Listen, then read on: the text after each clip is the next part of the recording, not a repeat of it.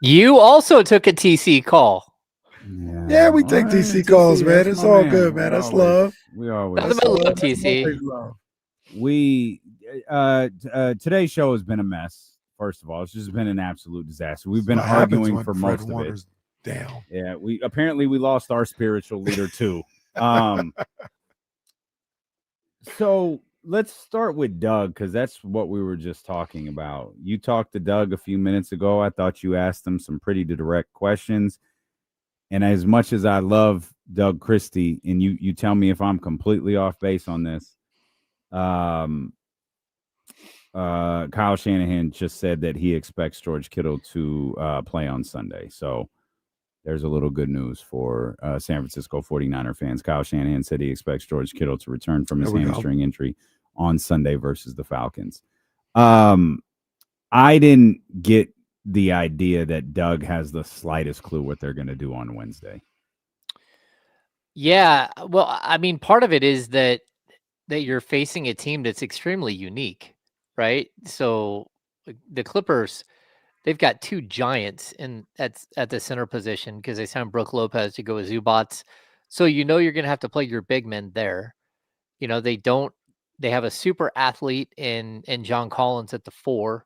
They've got Kawhi at the 3.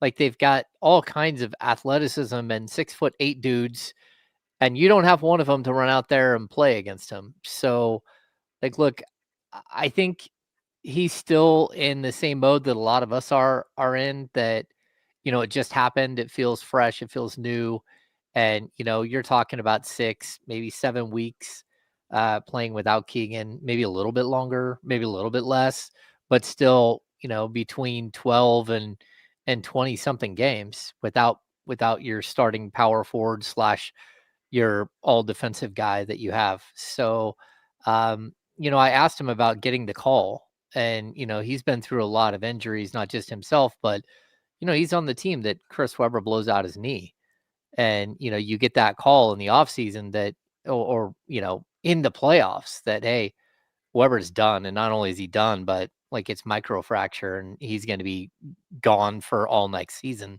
as well. So I kind of wanted his perspective. Forever. Yeah. Oh no. I mean, their dynasty ended that day. Mm-hmm. I mean, without any question, their attempted dynasty. It ended the day that Chris Webber blew out his knee. We just didn't know it, right? And strangely enough, that's the day my oldest was born. I was in the hospital watching the game, May 8th, 2003. So it's one of those moments where you don't really know what's happening until you're like deep in it, and you have time to kind of understand the ramifications. But I think Doug is kind of in that same mode right now. He's trying to figure out exactly what to do. And does that mean more Dario Saric? Does it mean putting Maxime Reynaud at the 5 and moving Domas to the 4? Does it mean going small and putting Nick Clifford in the starting lineup and moving DeMar DeRozan over?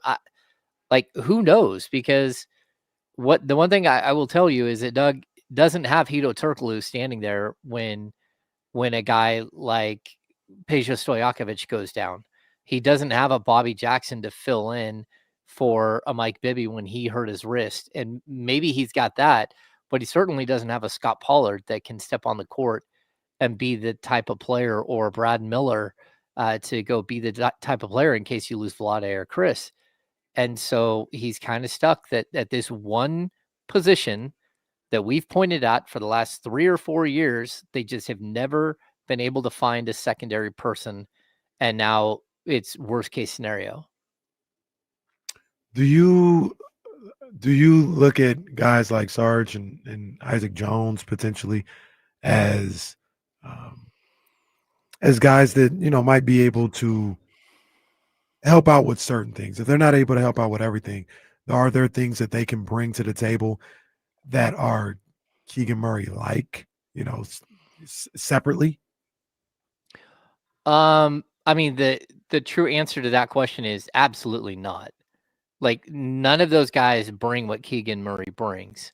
That doesn't mean they can't bring their own whatever they bring to a game, but they are not in any way, shape, or form Keegan Murray clones that just aren't as good. That's not what they are. There's a big difference between a guy who's a 3-4 and he's playing the 4 and he can also defend 1, 2s, and 3s, than a guy like Isaac Jones or Dario Saric.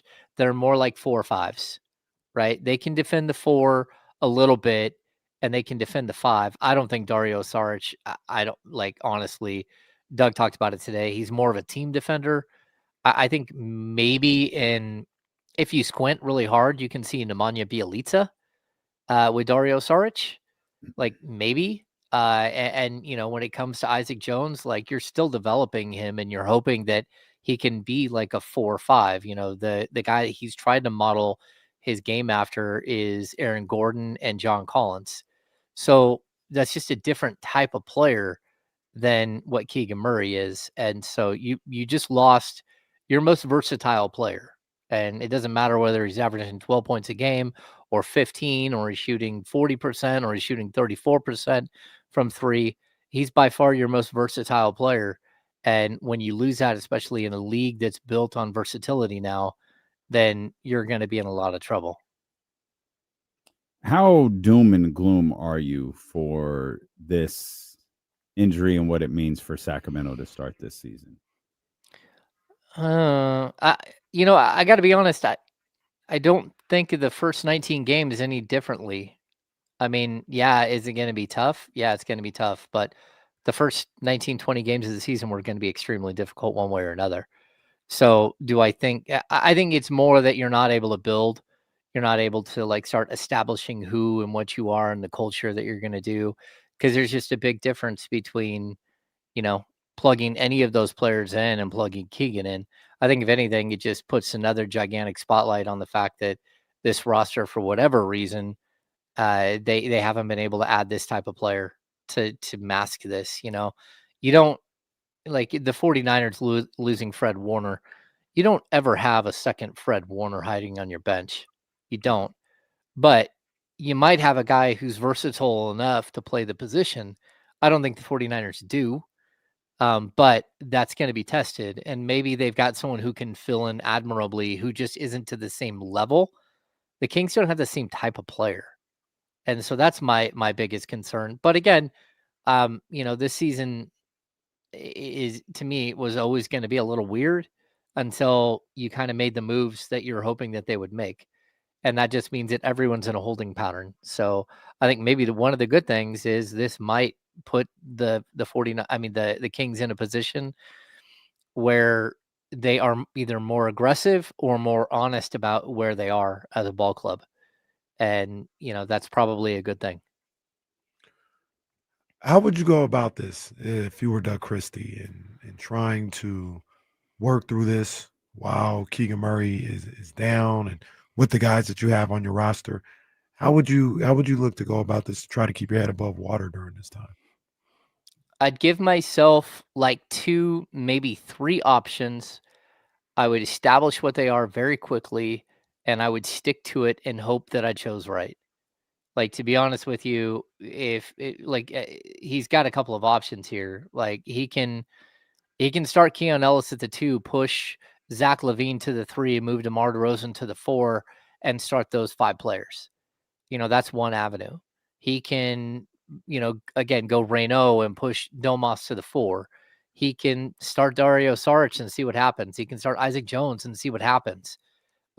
But whatever it is, you need to have like 2 or 3 options, and you need to give them a little bit of life. And if, again, option 1 is probably the Isaac Jones Dario Saric combo.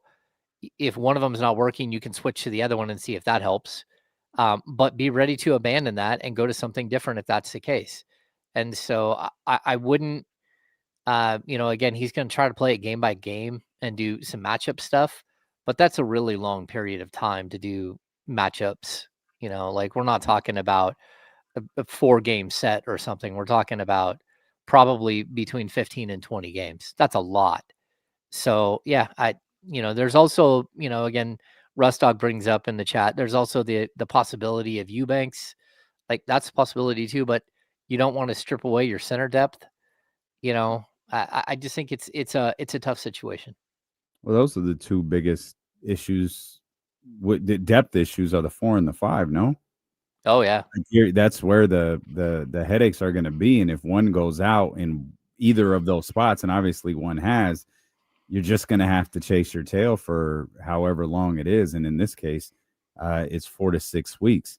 What's the biggest thing the Kings will be missing with Keegan Murray off the floor? Yeah, it's just versatility.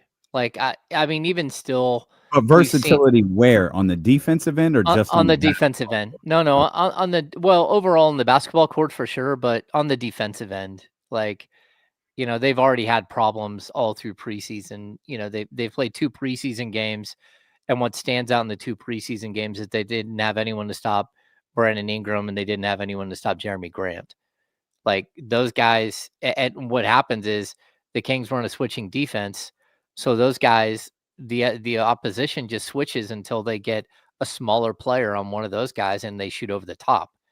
And it's just because the Kings don't have like the switchability that most teams have. You know, Kenny brings up like Oklahoma City, and sort of how Oklahoma City has a bunch of 6'5", 6'6" guys. They also have 2 7-footers playing center and power forward who play backstop. They also, all those 6'5", 6'6" guys are spectacular athletes who play defense. They're most of them are defense first guys, except for Shea, who's still a very good defender. You know, so you have all of these like players that kind of fit what we keep talking about, how it doesn't have to be a 6'8" guy that plays that position, but what it does have to be is somebody who plays defense, and that's just not the strong suit of either DeMar DeRozan or Zach LaVine. And so, yeah, do the Kings have 6'6" guys? Sure they do, but they're not those tough physical guys. And the other problem the Kings have is that behind them isn't 2 7-footers, one of which only plays defense, and the other one who's even a better defender than the guy who only plays defense. And Chet is like one of the most versatile big men that we've seen. Talking about a center 7-footer who can defend multiple positions. So, like, that's where the Kings, they don't have the overall depth at that 4-5 to go out and play the style of defense that we're talking about. The type of defense that a team like Oklahoma or, you know, Boston, when they were great defensively, played. They just don't have the back line to go with the front line to play that style. So I think it does expose them greatly, just because, like, look, this is a guy that you matched up with the best defensive player, the best offensive player on the other team, and had him chase. And is he a perfect defender? No, but he's as close as the Kings have to a perfect defender. And between him and Keon Ellis, you at least had 2 guys. I mean, throw in Dennis Schroeder, you have a 3rd guy. So you're thinking, okay, we might be able to hold this thing together with a couple of guys who play really strong defense, and then hope that a guy like Nick Clifford proves up, and a couple of the other guys just play better. But when you take away Keegan and his ability to defend, you know, again, the LeBron James and Luka Doncic and Shea Gilgeous, and, you know, name that frontline scorer that the Kings put him up against, now you're in a bunch of trouble. And so they should be shopping. They should be, you know, hitting other teams up and asking if anyone's trading someone like this. They should be looking at the waiver wire once that hits in the next week, and seeing if someone like shows up on there that makes sense. But, you know, I went through, and the cupboard is bare as far as free agency. It's a bunch of 35-year-old, 38-year-old dudes who aren't on teams, and there's a reason why they're on teams. You know, I don't think the Kings need to go re-sign Jay Crowder or something just to have somebody that they can point to and say, see, we got a 6'6", 6'7" guy that you guys keep talking about. That's not what we're looking for. He'll be great versus Phoenix, and then he'll never step on the floor again. Right. For reasons known to no one. Yeah. Right.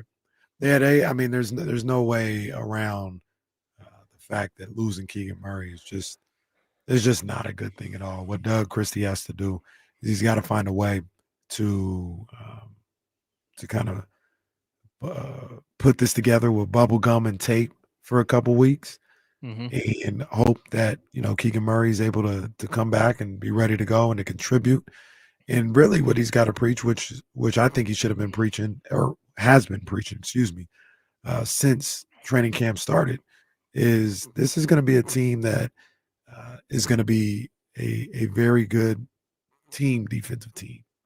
And you got guys that can keep guys in front of you one-on-one, and mainly in the half court. But we also got to be tough on the defensive end as a team, tough on our rebounding.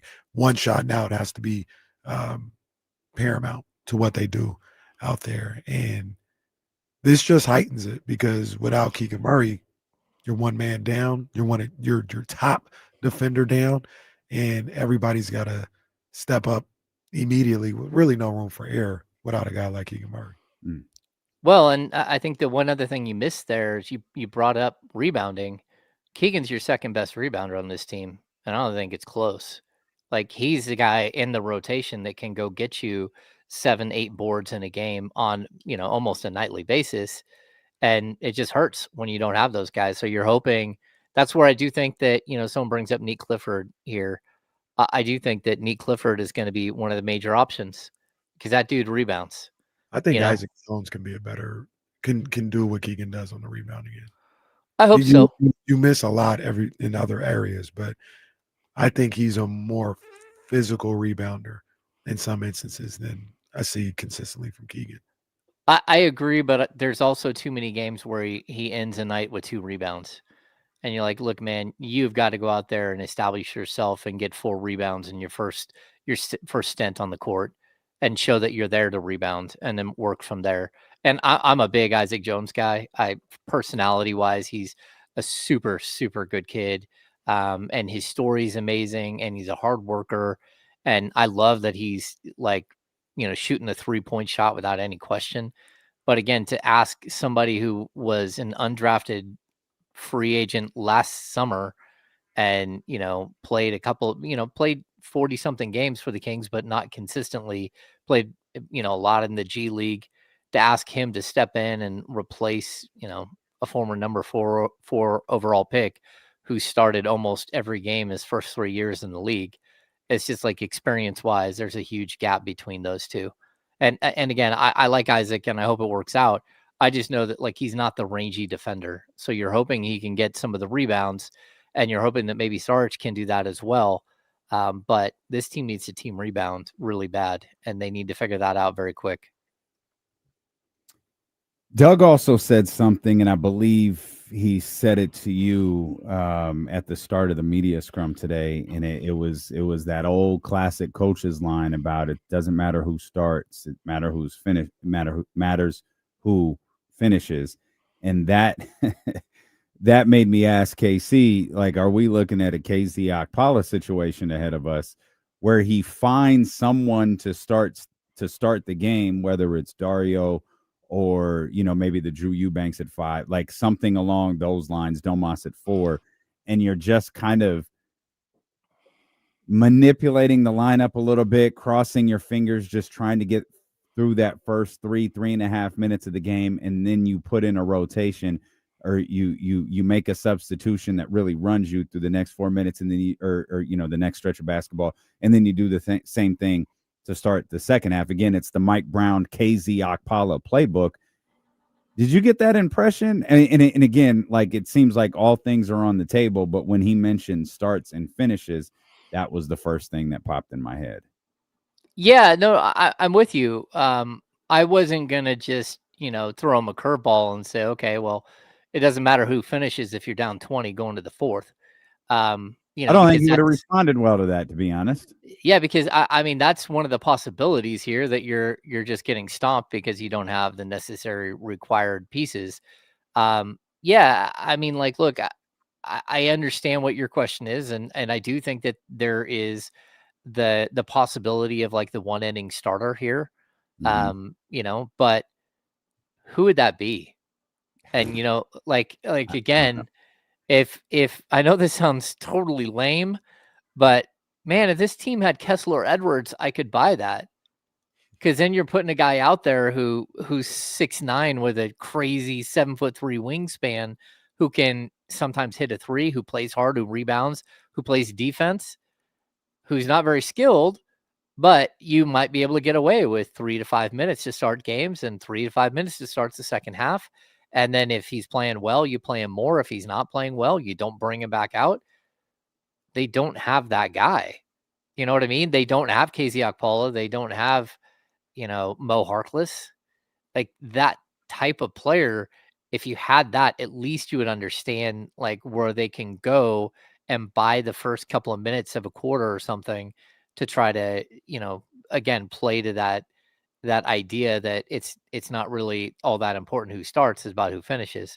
But they don't have that player. Again, Jake LaRavia would be your starting power forward right now if he was on the team.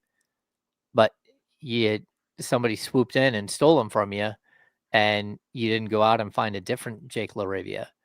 And so that's where I think the problem is. And like, look, it's not for lack of trying. It's not like Monty McNair didn't go try to trade for Kyle Kuzma and OG Anunoby and Pascal Siakam and Cam Johnson and John Collins. I mean, they've known that this is an issue the whole time.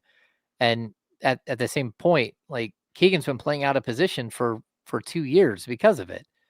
So now you're kind of at a situation where it's like it's staring you in the face, and you can't avoid it. And it's just going to shine a light on the biggest weakness of this team. Not sure the Kings are going to win any games. Yeah. 0-82 here. But that will please a lot of people until they get the 5th overall pick in the draft. Then they're going to be upset. Yeah. And the team that lost in the play-in gets the number 1 at 40 wins. I don't know, man. Look, Keegan not being there is super tough, man. I don't know. For me personally, it doesn't change a lot how I feel about this team this year, just because he is coming back at some point. Like if it was a season ender, correct? He's not dead. Yeah, that'd be. And his ankle wasn't turned in the wrong direction. Yeah, he's not Fred Warner in this situation. Yeah. That'd be different, but it's gonna be tough while he's out. But 15, 20 games, not having Keegan Murray, some guys are gonna have to step up their game. Some guys are gonna have to play a little bit above their head. And if you can get that, you can hold the fort down till he gets back. Yeah, and it's 4 to 6. It's 4 to 6 weeks, like starting now, right? Not from next Wednesday, right? So like that. I mean, would it have been great if this happened a week ago? 2 weeks ago? Like, sure, but at least you have a couple of preseason games and some training camp left to eat up some of that 4 to 6 weeks. Yeah, we had Dr. Pandya on earlier, the professor at UCSF orthopedic surgery and the director of sports medicine at the Benioff Children's Hospital, and he kind of broke it down. Like, the one good thing is Keegan is left-handed and he damaged his left hand, but he also doesn't shoot with his left hand. He shoots with his right. So ball handling and some of, his defense and stuff would probably be at a bigger disadvantage. But the one good thing is that Keegan is going to be able to shoot. He's going to be able to work out. He's going to be able to run up and down the court. The only thing he's not going to be able to do is have contact. So whenever it is that hand is healed, 4 to 6 weeks or 7 weeks or 5 weeks, whatever it might be, the day that he's cleared, there's a good chance he's going to be playing like the next day. There isn't going to be a big ramp up with him because he is going to be able to stay in shape. He is going to be able to do all of the other things. He's just not going to be able to do, he's not going to be able to squeeze his hand shut with his left hand at all initially. So it's going to be tough. So no shaking Keegan's hand. Yeah, stay away from him, guys. High five, use the right hand. Nah, just give him the deuces. Just like, hey, what's up, Keeks? Fist bump. Okay, and he'll just give you the head nod. Hello.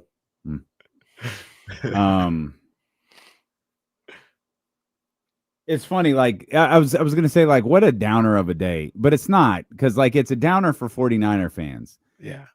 Kings fans, they already hated the team. Right. Like most, not all of them. That's painting with too broad of a lot of Kings fans already dislike this team, and they're like, so we went from bad to worse. So be it. Who cares? We'll come back. There's more to talk about. That's what they want. want. Some of them might be. Some of them might be. We're gonna come back. You talked to Doug, or you guys talked to Doug about a very interesting topic. Scott Pollard. I want to ask you, because we didn't get to that portion of, we played a little bit of your sound, but we didn't get to that part. I'm very curious to hear what Doug Christie said about Scott Pollard. And for those who don't know that story, we'll reset it and we'll talk more about what this season looks like and what the next 4 to 6 weeks look like without Keegan Murray, when D'Lo and Casey return with both of the insiders here on Sacramento Sports Leader, ESPN 1320.